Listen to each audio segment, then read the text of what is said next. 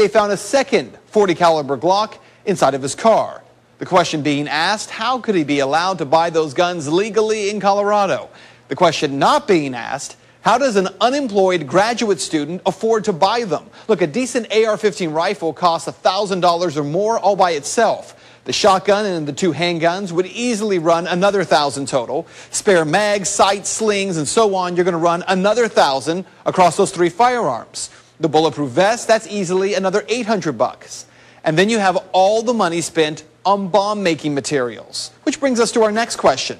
As you know, police say that Holmes rigged his apartment with an incredibly complicated maze of fire bombs. But on the day he was arrested, he immediately told police about the bombs. Why?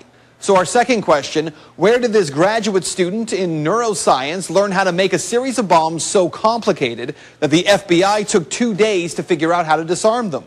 One official said the intricacy of these bombs is something rarely seen outside of war zones. He had a tripwire set behind the door to kill anyone who opened it. And yet, after setting this intricate death trap, decides to warn police about it before someone's killed?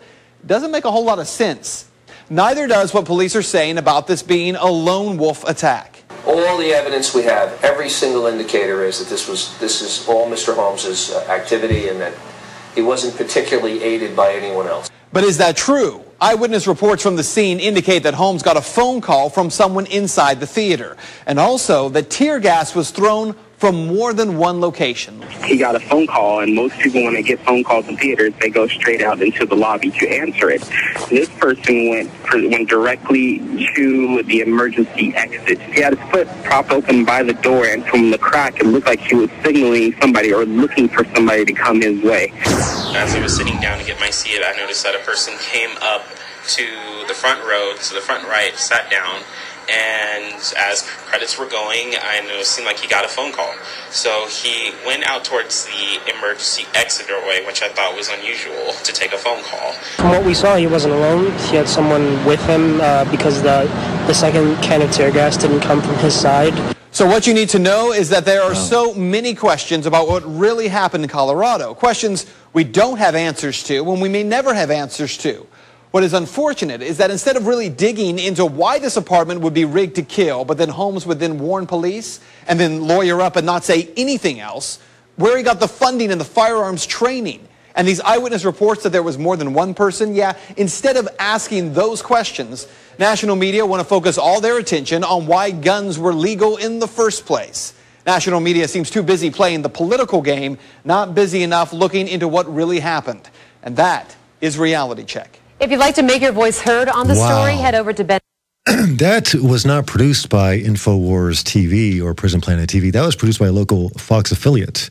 That is amazing that at least they're recognizing that there's an appetite for the truth. Yes. Asking questions on mainstream TV. And the points you brought up are valid. When the police officer says every single indicator says he acted alone, well, that statement is false. We just saw 2 eyewitness testimonies, 3.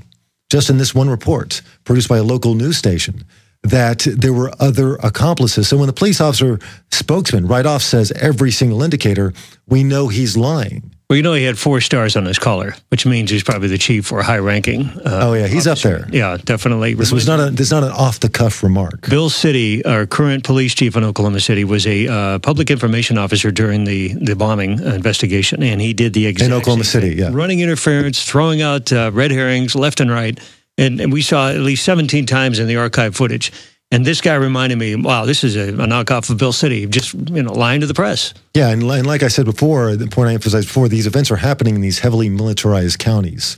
Aurora had just made headlines. Judge Napolitano called him out for pulling up that impromptu checkpoint at a intersection and pulling out dozens of people, families, approaching them barrel first to track down a bank robbery suspect. This was a flagrant violation of the Fourth Amendment by any stretch of the imagination. So that department has been co-opted. They've jumped on board the federal grant-making bandwagon, and they are following its police state dictates. And that guy, 4 stars on his collar, saying that every single indicator, well, that's false. We just saw 3 reports. Obviously, they're covering something up. It's just amazing. that what we have shown on this show, on our debut guest host of the Alex Jones Show, is the depths of what this government is proven to go to push forth a political agenda. We talked to Andrew Griffin and Stephanie Sledge about Tucson and about the Colorado shooting. We talked to Julia Davis about her case, unrelated except in methodology, except in the same method they used to prosecute, persecute, to murder witnesses. We cannot put anything past them. And the fact is that they want gun control. This is all about the Brady Bill. They're always talking about the extended magazines. They're talking about the guns, the ammunition. I have another question. How was this person able to purchase 6,000 rounds of ammunition in a short period of time without being paid a visit by the ATF, like someone I have talked to in the state of Oklahoma who was paid a visit by the ATF when he decided to take advantage of a price decrease and cash in some savings and buy a bunch of ammo? He was paid a visit. They started asking him questions. Why are you buying so much ammunition? It wasn't an outrageous amount at all.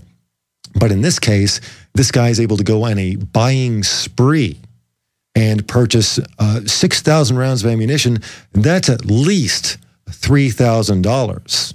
That's his biggest expense right there. And be throwing up flags left and right. My best educated guess is he was given this, he was provided, and this stinks to high heaven. You have to look at all of the different aspects. Excellent video. In fact, that was out of a affiliate out of Denver, I believe. Really? Yes. So they're close to the scene. That's what we see time and time again, is the local news affiliates really picking up on the truth. We saw this in Oklahoma City and when KFR TV was reporting on John Doe number 2 and the other bombs being pulled out of the rubble. They did that for about a year until they were bought out by the New York Times and everyone was fired and they stopped all that reporting. So you see these outlets trying to get the truth out, and then you see the methodology, the cover-up come in. That cannot be tolerated. Anyways, after this, we are going to get back to the callers. I apologize. We got a lot of people calling in. We've had a lot of different topics, but we had to get this information out. I urge you, if you want to find out the true methodology of deep state false flag terror attacks, go to the info shop. Check out the movie we produced, unknowablelie.com. Like I said before, the purpose of the movie was just not to expose the Oklahoma City bombing. That was a purpose, its primary purpose, but the underlying purpose was to expose the methodology, the telltales of a false flag attack. For when it happens again, which it will, by definition, because the true perpetrators were not held accountable. Therefore, they will magnify their psychosis. They will do it again. You must recognize it for what it is. And the thing with Oklahoma City is that people can look at this evidence with an objective eye because they're not scared about it anymore. They're not scared about Oklahoma City. They're scared about other things. But they can view this evidence, realize what this government is capable of, and view current events in that lens. You buy the movie, you support Infowars.com, the staff that works here, and we've been here. This is our third time in the last 2.5 years. Excellent staff. These people really bust their tail every single day of the week, even though they may not be on the air every day. We know for a fact that they're behind the scenes, making sure that the news that you listen to and that you watch on Prisonplanet TV is vetted, is genuine, and is the real McCoy. So you don't have any, there's no second guesswork here. Yeah, we're guest hosting the lead tank in Patton's drive towards Europe in the information war. We're on it. Maybe we're also the biggest target, but oh well. If I may take a minute to plug Behold the Pale Horse. Excellent movie. Charlie Daniels does the narration and some of the music. A good friend of ours, Kay Beach, is also in the movie. My good friend Charles Orban's in that, yeah. Mr. Undersea from Dallas, great filmmaker. Kay was very excited when she told me she had the opportunity to be interviewed. Catherine Albrecht, great cast of interview folks in there. So be sure to purchase that on InfoWars. And soundtrack and interviews with Charlie Daniels. Yes. And Charlie's been a guest on this show quite often, I guess, in the last month. I was listening to the interview with Alex and Joel Gilbert a couple of days ago. That's the beauty of having Alex's show on our station in Oklahoma City. I am definitely going to, when I get home tonight, get a copy of this online. I'm going to support these folks. I want to see how Joel literally picked apart the official narrative and the counter narrative. This is a whole different view. The limited hangout. He picked apart everything. Exactly. So let's see. Dreams of My Real Father, directed by Joel Gilbert. Excellent movie there. And then, of course, the new book, Alex and staff are carrying, Clouded Titles. For any of you folks that, looks like we got a break coming up, just check it out. Interview, let's see here, basically by David Krieger, Clouded Titles, Who Really Owns Your Home? That's very important to know these days when home ownership is going to be a thing of the past, especially when the economy tanks, goes downtown after the election. Anyways, you're listening to The Alex Jones Show. We'll be right back after this.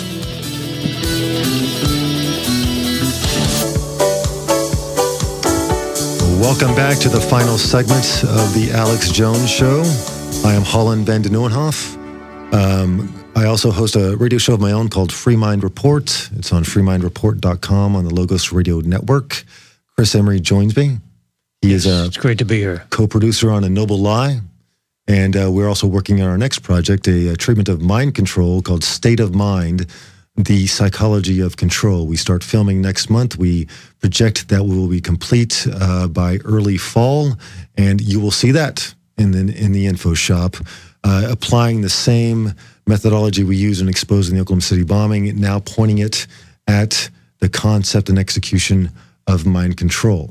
Now, before we go to our callers, I apologize for Ralph to California for waiting so long. We'll get to you in a second. I urge our listeners to go to Infowars.com, check out the latest article by Aaron Dykes. It's titled, Foreign Troops to Confiscate American Guns Under UN Treaty.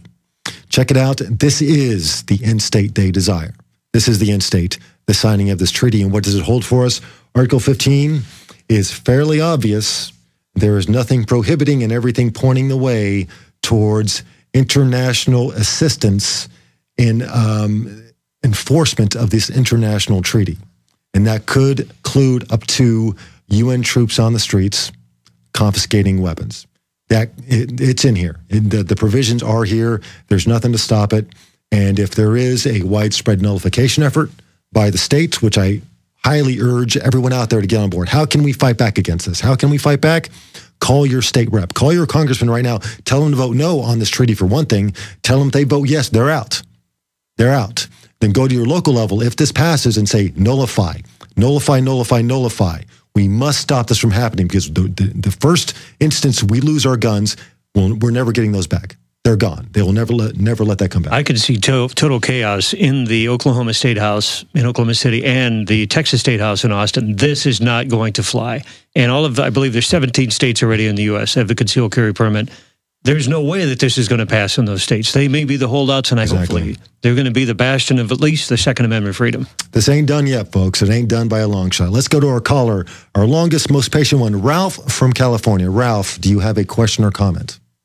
Yes, thank you for taking my call, Holland and Chris. It was a great program today. I listen to Alex Jones every day. This is my first time calling, and I love the talk with Julia and also with Stephanie. Mm-hmm.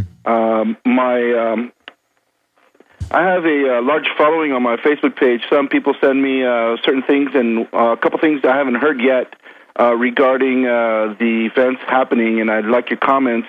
Regarding the Illuminati card game. The Illuminati card game has pictures of certain events that are happening, and somebody sent me a picture of the cinema happening, the event that happened at the theater, and also the upcoming events in the Olympics in England.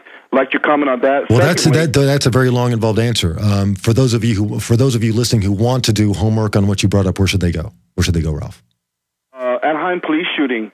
And how they're probably going to take the guns away from police, and right now they're trying to get the police involved in a lot of events where are killing people that are unarmed, so that the people get up in arms against people, police having... Oh, yeah, the whole agenda is across the board. You see what they're trying to pull off behind the scenes in Anaheim, turning the guns of the state upon women and children, turning guns.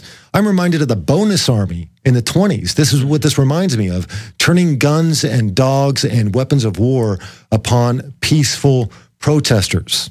I mean, this is where we're going, folks. Let's have one more caller. Actually, it's too late, folks. It's been a jam-packed show. I apologize to the callers. Next time that I guest host, if that happens again, we will devote more time to the callers, I promise. This has been outstanding. Thank you. And once again, we are the producers for Noble Lie. Please check that out at the info shop. And stay tuned to Prisonplanet TV for